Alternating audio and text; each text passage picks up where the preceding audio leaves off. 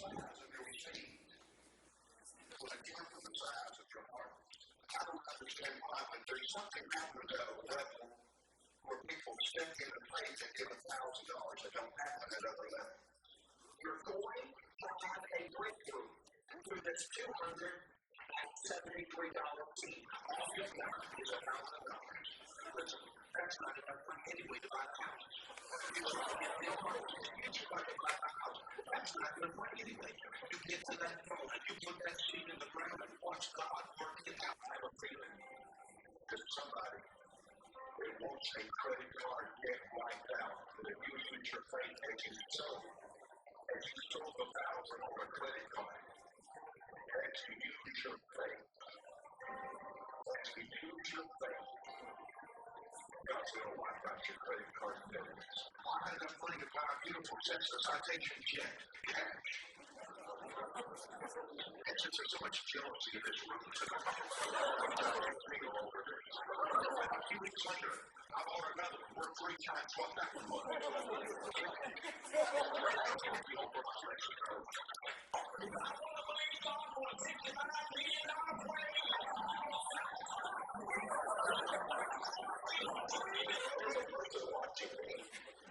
Very frustrated with your purpose in life. I'm very frustrated with my purpose in life right now. I'm sorry. I don't even know what else to say after watching something like that. If we haven't met before, my name's Trevor. I'm one of the pastors here at Beacon. And if you're just joining us or you haven't been here the last few weeks, we are in the middle of a series called I Can't Even, where we're looking at some of the accusations that people have against the church and really basing it on this premise that there's so many people in our society who they like Jesus, but they're not a big fan of the church, not a big fan of Christians. And so each week we're looking at different accusations that people have against the church and trying to attack them. And our goal isn't to like make excuses for ourselves. We want to own up for the things we've done wrong. And more importantly, we want to try to figure out how to not be that kind of community.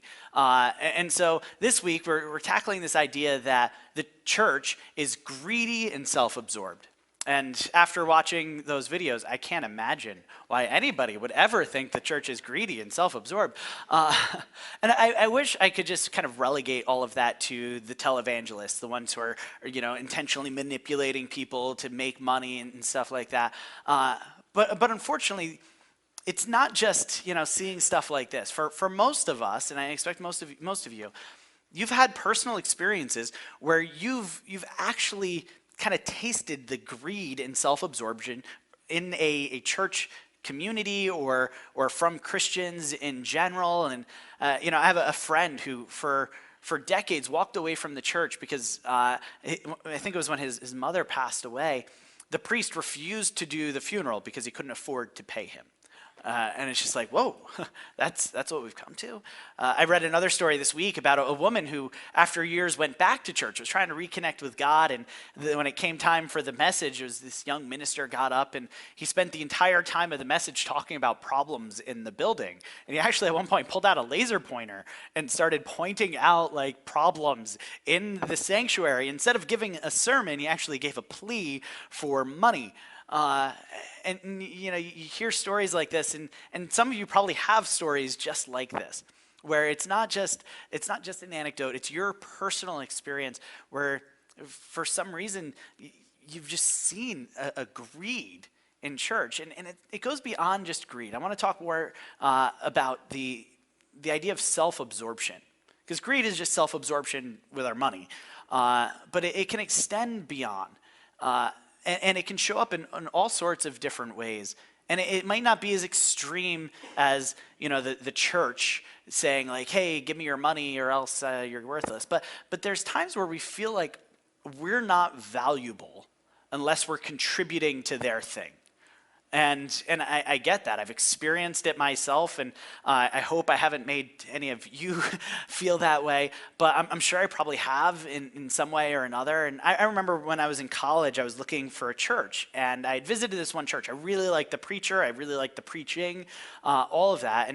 And I went the first week. It was a great experience. Went back the second week, and then a third week. And after the third week, I'd still hadn't met one person. Like nobody in the church actually like welcomed me in. Nobody said hi. Nobody introduced themselves and everything. And I mean, I was just a young kid at the time. Like, but still, like there seems to be something wrong about that. And I remember on Easter, Robert kind of put it out to you guys to find out some of the criticisms you've heard about the church. And one of the things that comes up is this idea that the church can be kind of cliquish or isolating and standoffish, and it's hard to get into the inner circle and stuff like that.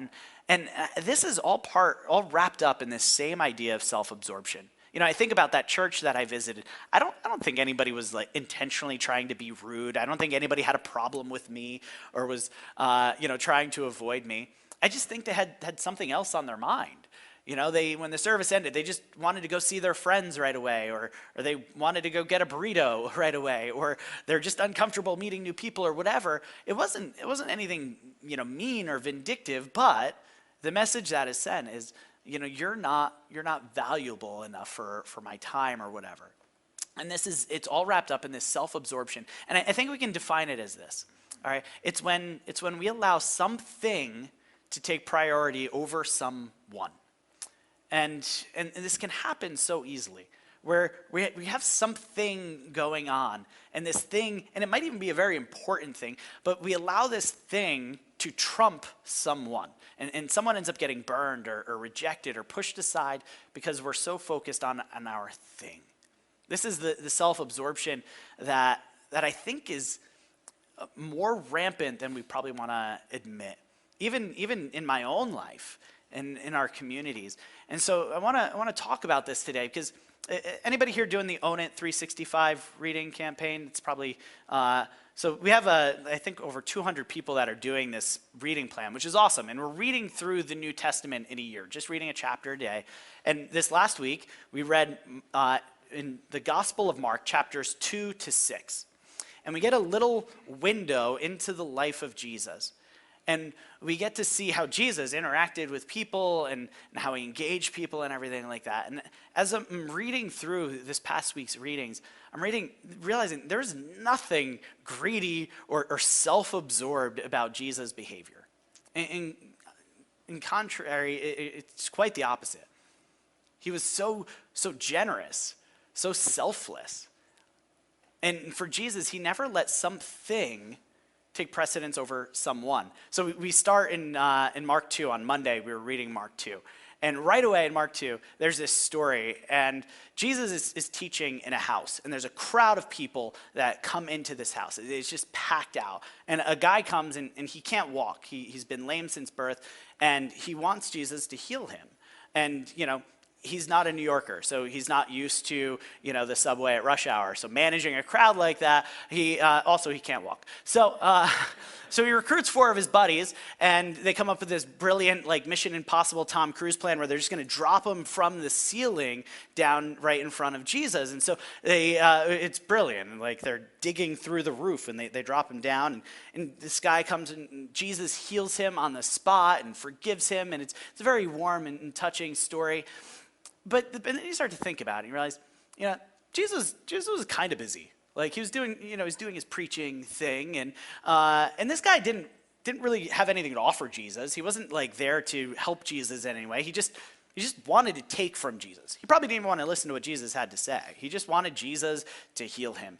And I started to think about this story, and I was just imagining if somebody kind of just came through the door right now off the street, just barged through and interrupted and said, "Hey, buddy, can you give me $5?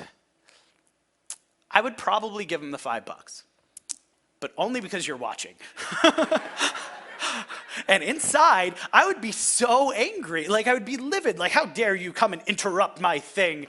Like, my thing is so special. Meanwhile, Jesus, whose thing is actually special, this guy comes and he interrupts. And Jesus, in that moment, he has compassion, and he heals him. And he goes the extra mile, and he forgives his sin, including the sin of interrupting him. But this is what we see in Jesus. Immediately after, we see Jesus not just allowing himself to be interrupted, but he even goes out. He opens himself. He goes out to eat with the tax collectors and the sinners, the dregs of his society. And he puts his reputation on the line to go and be with these people. And then you see him after this healing a man, and then you see him after receiving people that, when his family was telling him he's crazy. It's just over and over and over again, we see Jesus welcoming people in. And he's always willing to let his thing, whatever he's doing, be compromised in order to care for someone.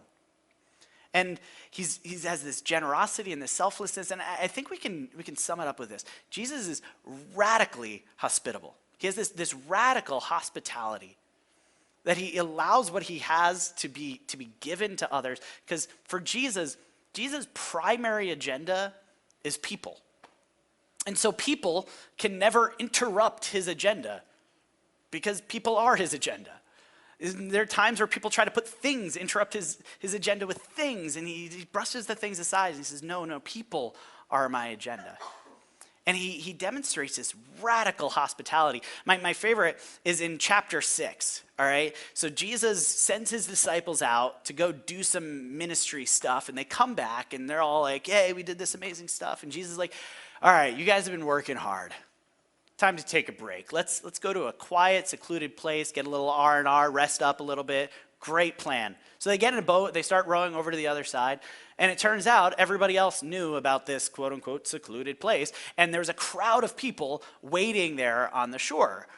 Simple solution. They're in a boat, just row back out, drop anchor, take a nap. That is not what Jesus did, though. Jesus comes, he lands on shore, and it says that he had compassion on them. They were like sheep without a shepherd, and he cared for them, and he taught them. And hours later, the disciples are like, hey, Jesus, it's getting late. We're out in the middle of nowhere. These people need food. Why don't you send them home so they can get some food? And Jesus is like, well, why don't we feed them? And they're like, I don't think we could afford that. And Jesus is like, well, what do we got? It's 5 loaves, 2 fishes. You guys are probably familiar with the story. Miraculous feeding that Jesus does. And then he sends the disciples, and they get back in the boat and they start rowing. Next thing you know, it's 3 o'clock in the morning, and the disciples are now rowing against the wind. And it's amazing because they set out, the plan that day was to get some rest. And now, however many hours later, the disciples are still far from rest, rowing against the wind in the middle of the night. Why? Because people interrupted Jesus' plan. And Jesus allowed it. He welcomed it. He had compassion.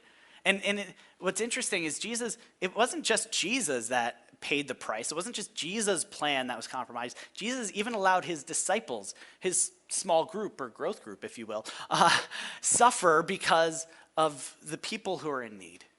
Jesus just had this radical hospitality. It's amazing to see his life and the way he treated people. And yet you fast forward a couple thousand years, and the church doesn't quite look the same all the time. Of course, you get the TV preachers, but I'm not even talking about that. I'm even talking about me.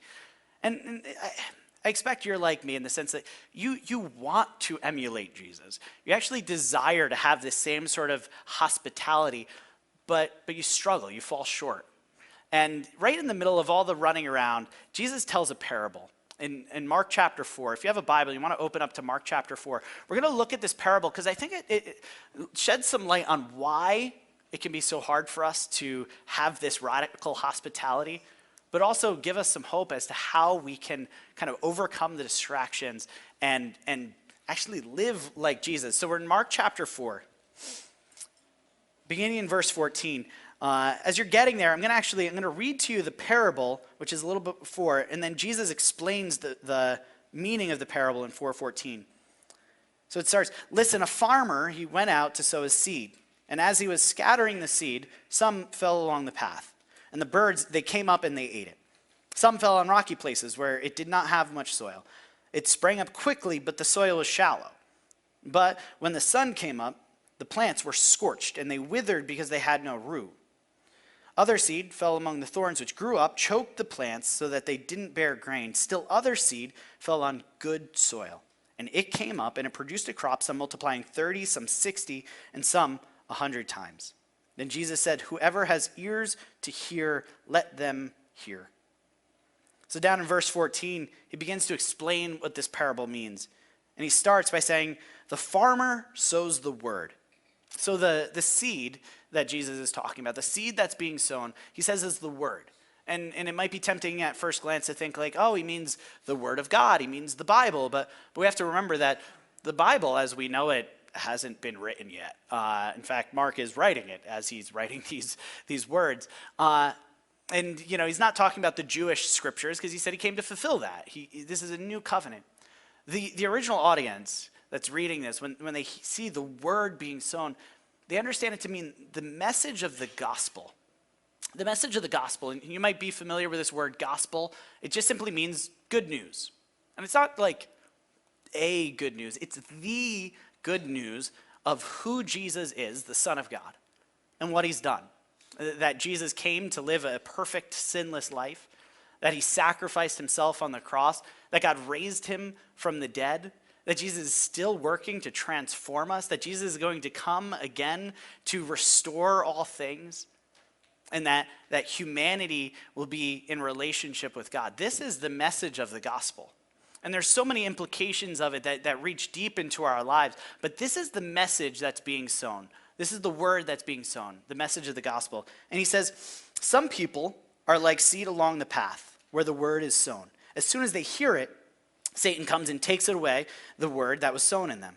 Others, like seed sown on the rocky places, hear the word and at once receive it with joy. So I want to take these first two together. It says they receive it with joy, but since they have no root, they only last a short time. Then trouble or persecution comes because of the word, and they quickly fall away. So these first two soils, they start differently, but they kind of end in the same place. They end rejecting the gospel, that the gospel message is no longer kind of planted in their hearts. And it's important for this conversation because there's a lot of people in the country who they consider themselves Christian for whatever reason. Maybe they were born with Christian parents, or they were baptized and confirmed, or they prayed a prayer at some point when they were a kid, or maybe they're just running for president and it's convenient. But there's a lot of people that kind of consider themselves Christians, some that are like intentionally trying to claim it, whatever, but they don't really believe in the gospel. And that makes sense why people who are kind of imposters like this might not look like Jesus did. It makes sense that they don't show the same radical hospitality that he did because they don't actually believe in the gospel. And I wish I could say that's the only reason why there is greed and self-absorption in the church. But I personally consider myself a Christian, and sometimes I'm greedy and self-absorbed. So there's more to this. In verse 18, and this third soil, I think it's going to speak to the most of us. It says, still others, like seeds sown among thorns, they hear the word, but the worries of life, the deceitfulness of wealth, and the desire for other things come in and choke the word, making it unfruitful. I think for a lot of us, we have heard the gospel message. We've received the gospel message. We still believe the gospel message. But there are times in our lives where we get distracted from the gospel message.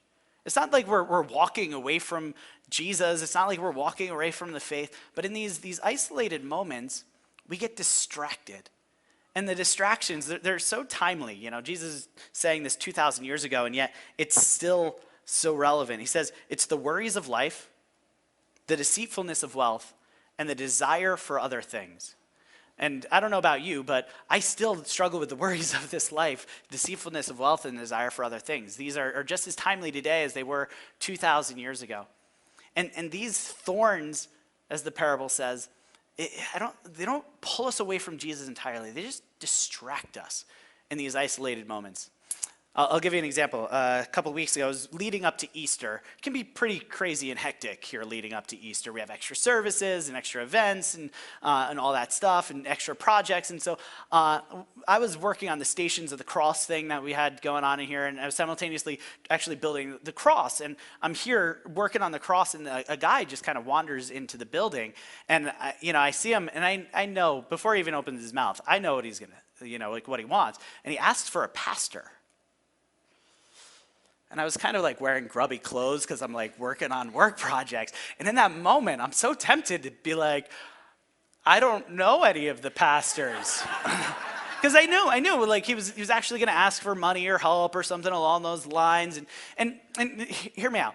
If you were to ask me any other time, like, do I care about people? Yes, I care about people. Do I think it's important to be generous and sacrificial even for people in need? Absolutely. Do I think it's not only our duty and responsibility, but even our joy to care for people? Yes, absolutely. But in this moment, I was distracted because I was worried.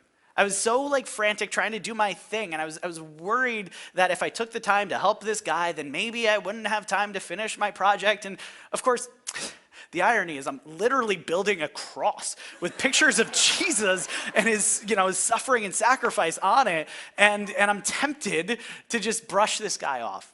Unfortunately, the Holy Spirit convicted me before I had a chance to brush him off, and we were able to help him. Better yet, he actually ended up helping us. He ended up like painting all the frames for the Stations of the Crosses. It was awesome. But in that moment, it's not like I gave up on the gospel, but I got distracted because there was this worry of life. Or sometimes it's the deceitfulness of wealth. And we all know the deceitfulness of wealth. The problem isn't wealth, but the lies that wealth kind of promises, these false promises that, if I have a little bit more, then everything's going to be okay. You guys know the famous J.D. Rockefeller quote, "How much is enough?" Anybody? Just a little bit more. Here's a guy who had so much money, and when he was asked, how much is enough? He said, just a little bit more. That's the deceitfulness of wealth. But there's the other side of the deceitfulness of wealth that also ties into worry, where it's like, if I can't afford to let go of this. If I let go of this, then I won't have enough. Or if I give to you, then I won't have enough for me. And of course, the irony in that is probably every one of us in this room have lived off of less at some point in time in our life, just as happy and just as whatever. And yet sometimes we feel like, I can't let go. That's the deceitfulness of wealth. It's a lie. It's not true. And when we think about it, we know it. But in those moments, it can cause us to say, you know what, I'm going to prioritize my career, and I'm going to make sure I do everything so I can make the buck, so I can do this. And then we have no time for other people. And all of a sudden, our thing becomes more important than someone, and people get left out. People get burned because I'm trying to do my thing. It might not just be my thing. It might be for my family, or it might be for my loved ones, but it's still my thing. And then there's this whole desires for other things. And it's not the other things that are the problem. It's not even the desire for other things, but it's this lie that we believe that if we get these other things, it's going to give us the satisfaction that we want, or the joy, or the peace, or whatever it is that we're hoping for. And in those moments, we're just distracted, just for the moment. In that moment, and rather than being radically hospitable, we can be cold or rude or standoffish. And once again, we give another person that excuse, saying, you know what? Christians, they don't care about you. They're only interested in their own thing. They're just greedy and self-absorbed. And in those moments, maybe we are. But Jesus says that there is good soil. There is the possibility for us to be good soil. And he says in verse 20, others, like seeds sown on good soil, they hear the word, accept it, and produce a crop, some 30, some 60, some 100 times what was sown. So there is the possibility of good soil, and this good soil is fruitful.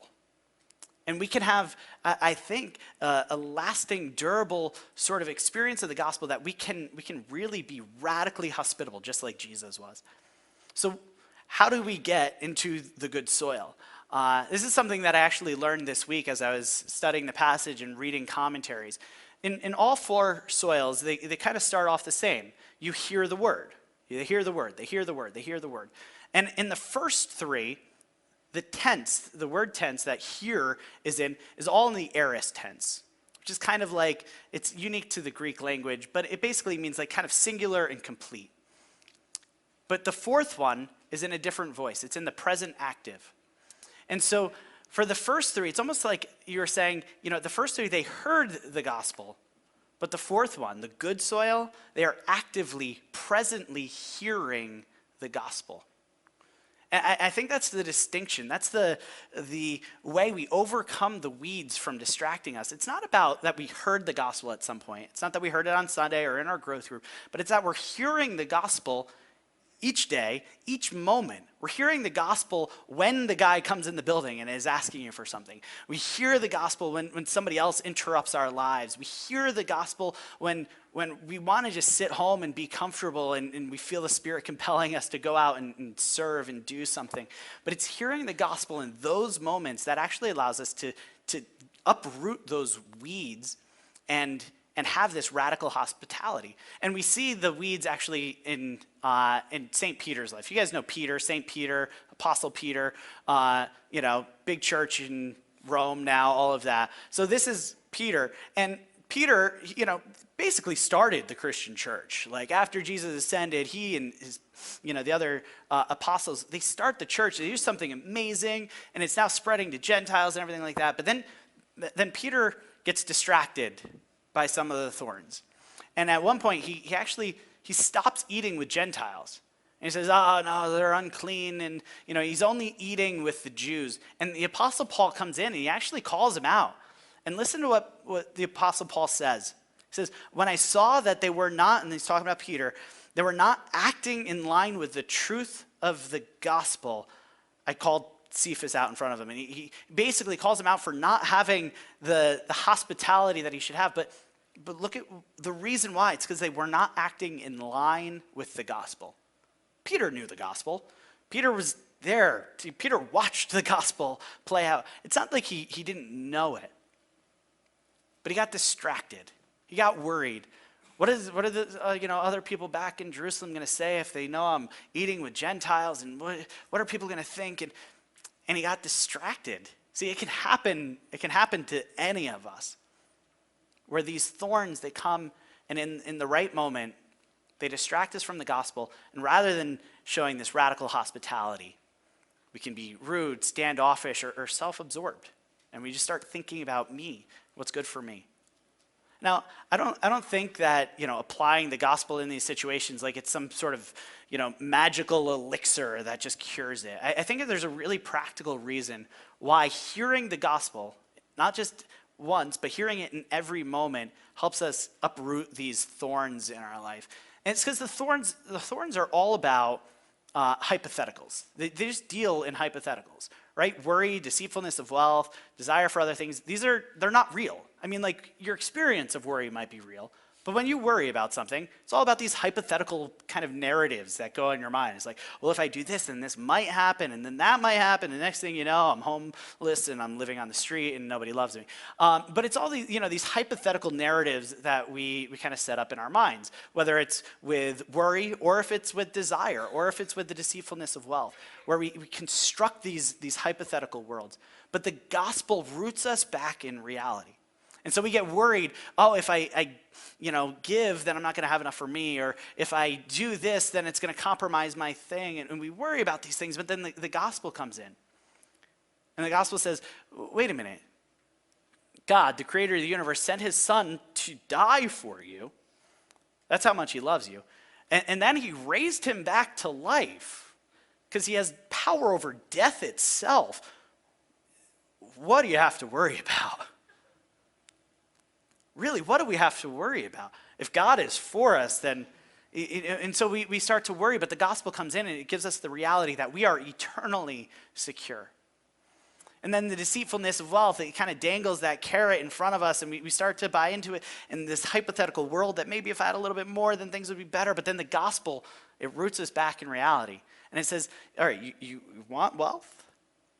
Well, guess what? You're a child of God. You are co-heirs with Christ of all the riches in heaven. You want wealth, you got it. You've been blessed in the heavenly realms with every spiritual blessing. This is the reality that we have in the gospel. And it supplants the roots that say, just a little bit more. And then those desires that want to pull us off course. And it creates this hypothetical world where, maybe if I get this thing, then I'm going to experience the joy, and everybody's going to like me now because I have this thing, and whatever, people are going to be impressed. And that's this whole hypothetical world, and the gospel comes in and it gives us this reality that you have access to God himself, the creator of the universe.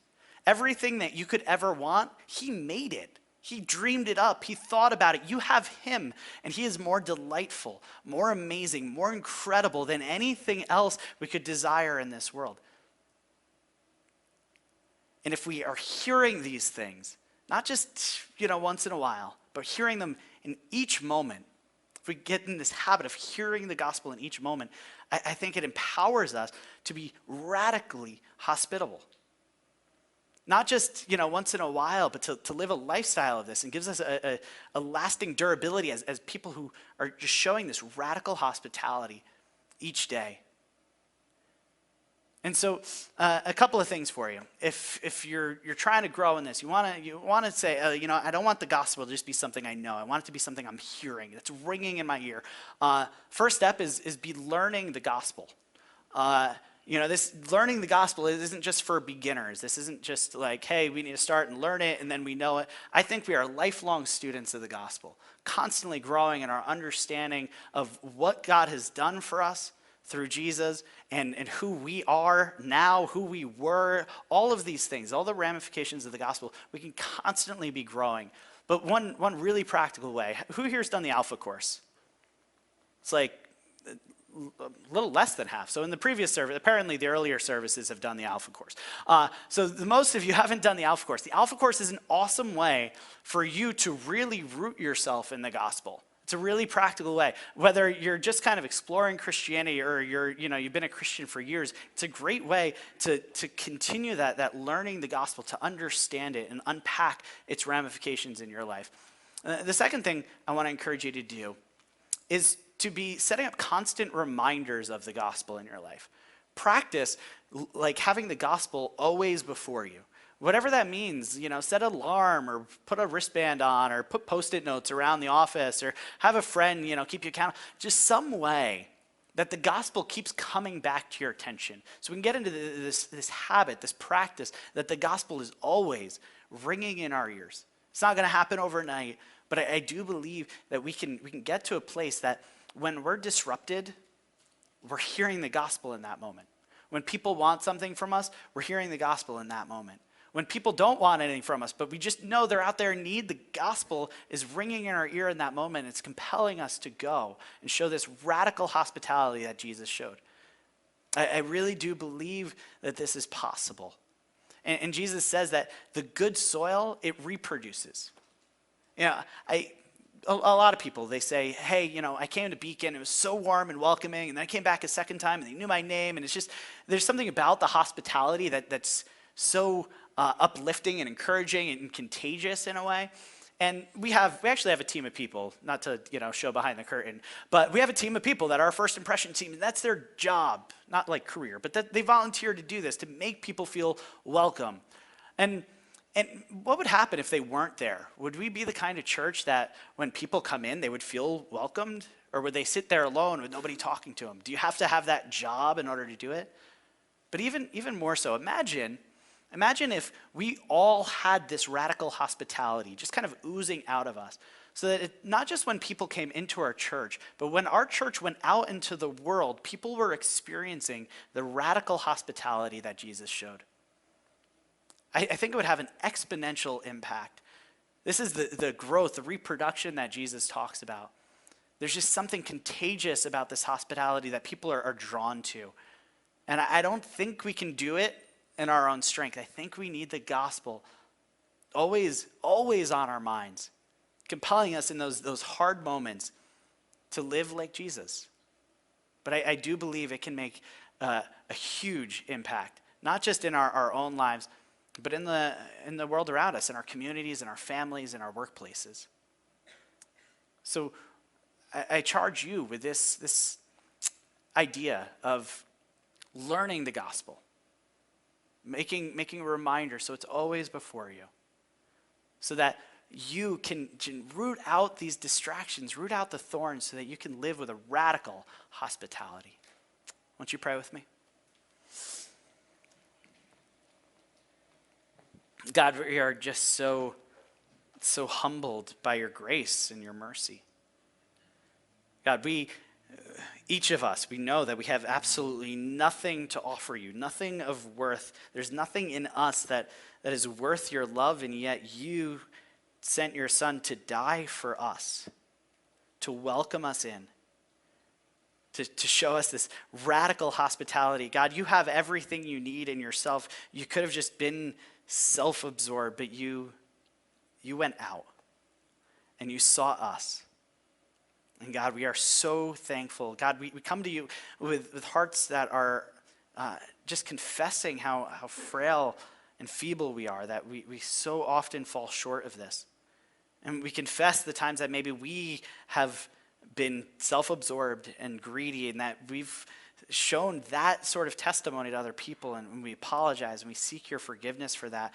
And God, we seek your strength. We just pray that your Spirit will fill us and move in us so that the gospel is always ringing in our ears, so that we can live like Jesus lived, not just in isolated moments, but in every moment, God. And that the world around us, they no longer associate us or the church with greed or self-absorption, God, but that they will associate us with a radical hospitality, God, and that you will be praised and you will be glorified because of the good works you're doing through us. God, we lift up these prayers to you. In Jesus' name, amen.